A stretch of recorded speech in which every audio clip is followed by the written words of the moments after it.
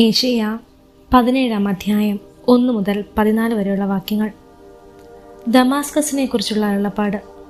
ദമാസ്കസ് ഒരു നഗരമല്ലാതാകും, അത് നാശകൂമ്പാരമാകും. അതിൻ്റെ നഗരങ്ങൾ എന്നേക്കും വിജനമായി കിടക്കും. അവിടെ ആട്ടിൻകൂട്ടങ്ങൾ മേയും, അവ അവിടെ വിശ്രമിക്കും. ആരും അവയെ ഭയപ്പെടുത്തുകയില്ല. എഫ്രൈമിൻ്റെ കോട്ട തകരും, ദമാസ്കസിൻ്റെ രാജ്യം ഇല്ലാതാകും. സിറിയയിൽ അവശേഷിച്ചവർ ഇസ്രായേൽ മക്കളുടെ മഹത്വം പോലെയാകും. സൈന്യങ്ങളുടെ കർത്താവാണ് ഇത് അരുളി ചെയ്തിരിക്കുന്നത്. അന്ന് യാക്കോബിന്റെ മഹത്വം ക്ഷയിച്ചു പോകും. അവന്റെ ശരീരം മേധസ് ക്ഷയിച്ച് മെലിഞ്ഞു പോകും.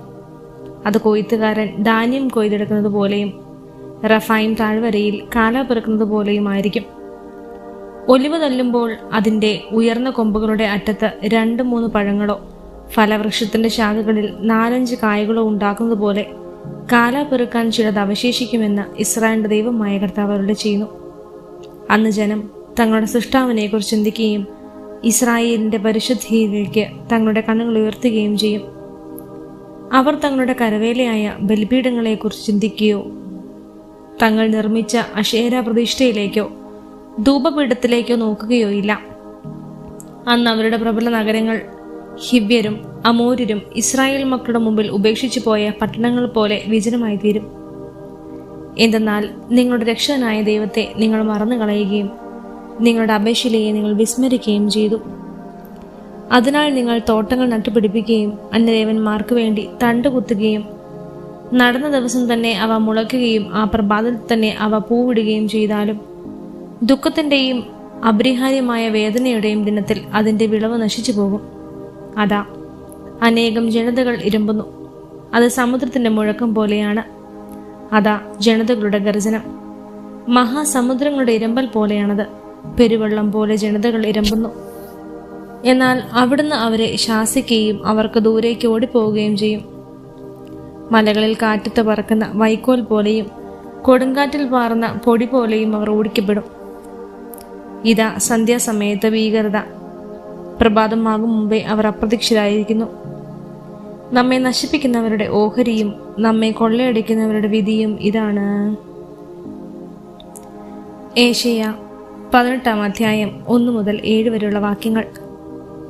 എത്യോപ്യയിലെ നദികൾക്ക് അക്കരെയുള്ള ചിറകടി ശബ്ദമുയർത്തുന്ന ദേശം, നൈൽ നദിയിലൂടെ ഈറ്റ ചങ്ങാടത്തിൽ ദൂതന്മാരെ അയക്കുന്ന ദേശം, വേഗമേറിയ ദൂതന്മാരെ ദീർഘായന്മാരും മൃദുചർമ്മികളുമായ ജനതകളുടെ അടുത്തേക്ക്, അടുത്തും അകലെയുമുള്ള ജനതകൾ പേടിക്കുന്നവരുടെ അടുത്തേക്ക്, പ്രബലവും കീഴടക്കുന്നതും നദികളാൽ വിഭജിക്കപ്പെടുന്നതുമായ രാജ്യത്തേക്ക് വേഗം ചെല്ലുവിൻ.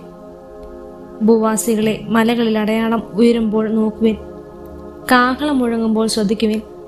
കർത്താവിനോട് അരുളി ചെയ്തിരിക്കുന്നു, മധ്യാഹ്ന സൂര്യന്റെ തെളിവോടെ കൊയ്ത്തുകാലത്തെ തുഷാരമേഘം പോലെ ഞാൻ എൻ്റെ മന്ദിരത്തിലിരുന്ന് വീക്ഷിക്കും.